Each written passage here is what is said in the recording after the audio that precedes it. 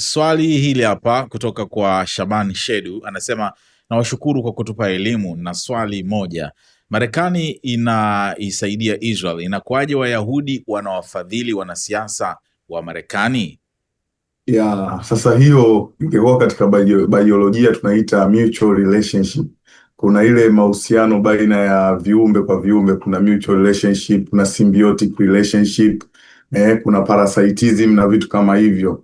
Sasa kinachotokea kwa Israel na Marekani ni mutual relationship, unaweza ukasema ni mahusiano ambayo yamekuwa yana manufaa kwa pande zote mbili, lakini zaidi unaweza ukasema ni kwa Israel kwa muda mrefu sana, tangu mahusiano hayo yalivyoshika hatamu pale baada ya Iran kudondoka Mashariki ya Kati kama kitovu cha operesheni na taifa ambalo Marekani ilikuwa inategemea zaidi push mbele ajenda zake pale Mashariki ya Kati mwaka 1979 baada ya mapinduzi. Ile iliwafanya Marekani wasibaki na option yoyote zaidi ya kuegemea zaidi kwa nchi ya Israel, ambayo ilikuwa imejithibitisha kwamba ni taifa ambalo lina nguvu na lina uwezo wa kuyapigisha magoti mataifa mengine hapo Mashariki ya Kati, kutokana na matukio ya vita vya siku sita mwaka 1961 kama 63, lakini pia vita vya Yom Kippur vya mwaka 73, namna Marekani alivyoingia na kuweza kutoa ile full support ambayo ilikuwa imesapotiwa na kina Henry Kissinger wakati wa Nixon. Lakini kwa muda mrefu tangu hiyo miaka ya 70, namna Kissinger alivyoingia front inaonyesha tu jinsi gani ni kwamba Israel wamekuwa wanafaidika na Marekani, na kama alivyosema muuliza swali, sifa kubwa ama siri kubwa ya kufaidika huko ni kwa sababu ya Wayahudi ambao wamekuwa ni wengi. Wayahudi ambao walianza kwenda Marekani kabla taifa hata la Israel halijazaliwa mwaka 1949, miaka minne tu baada ya kumalizika kwa vita vya pili vya dunia.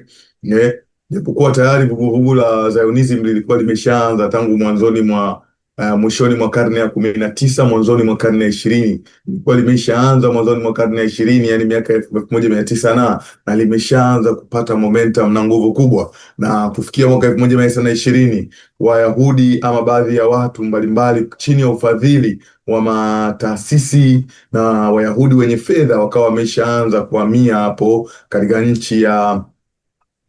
ile nchi ya eneo la Palestina, maana ilikuwa nchi, na wakawa wameanza kununua maeneo, wanaonunua wakazi wa pale chini ya ufadhili wa hayo mataasisi. Hiyo ilikuwa mara tu baada ya kuisha kwa vita vya kwanza vya dunia, wakati the Ottoman Empire ikiwa imedhoofika dhoofu hali, ambayo ndio ilikuwa hayo maeneo yako chini yake. Kwa hiyo wamenunua hayo maeneo, baadaye wana nguvu, wenyeji wanakuja kushtuka, wale Waarabu wa pale wanajaribu kupambania maeneo yao, lakini inakuwa ni ngumu. Wale jamaa washakuwa wengi na wamekuwa na nguvu, wakaanza taratibu kutengeneza pia jeshi lao mdogo mdogo, wanaanza kuwatoa wale, inakuja inatokea Nakba ya kwanza ama the catastrophe, inakuja inatokea vile vita vile kubwa, wanahamishwa Palestina wengi sana, mpaka taifa linakuja la Israel linapatikana mwaka 1940 kwa umwagaji mkubwa sana wa damu, ambapo Wayahudi hao ambao walikuwa wamejazana Ulaya wengi walienda Marekani pia kama nchi ambayo waliona kama ni salama na nchi iliyowapokea, kwa sababu ndio wameenda wakadevelop silaha mbalimbali za Marekani.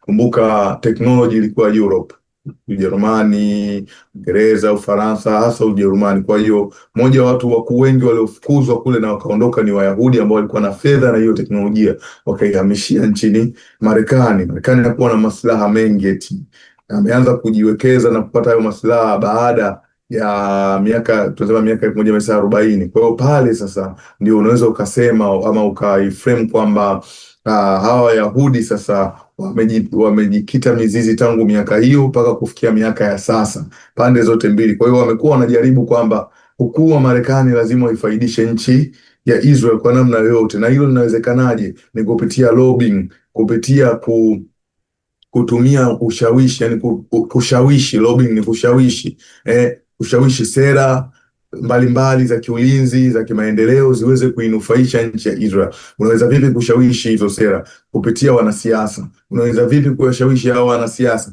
Kupitia fedha ama mlungula. Kupitia fedha kupitia mataasisi makubwa kama vile AIPAC na mataasisi mengine. AIPAC ni kama ile tunasema taasisi ya Israeli ambayo kazi moja ni kusapoti ajenda za Israeli.